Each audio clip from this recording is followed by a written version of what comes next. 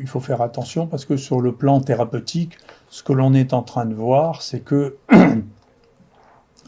les malades, au moment où ils ont une insuffisance respiratoire, le moment où ils rentrent en réanimation, en réalité, ils n'ont presque plus de virus. Et souvent, on n'arrive même plus à cultiver le virus. Donc, c'est trop tard pour traiter les gens pour des antiviraux. C'est trop tard. C'est quand ils ont des formes modérées, moyennes, ou qui commencent à s'aggraver qu'il faut les traiter. Parce qu'à ce moment-là, on contrôle les virus qui se multiplient. Quand ils sont rentrés en réanimation, et quand vous faites rentrer les gens de plus de 80 ans en réanimation, le problème, c'est plus le virus, c'est comment on arrive à sauver. Les réanimateurs font des exploits extraordinaires maintenant, et de plus en plus. Et comment on arrive à sauver quelqu'un qui a plus de 80 ans, qui est intubé, qui a une ventilation artificielle et qui va rester un mois en réanimation? C'est extrêmement difficile.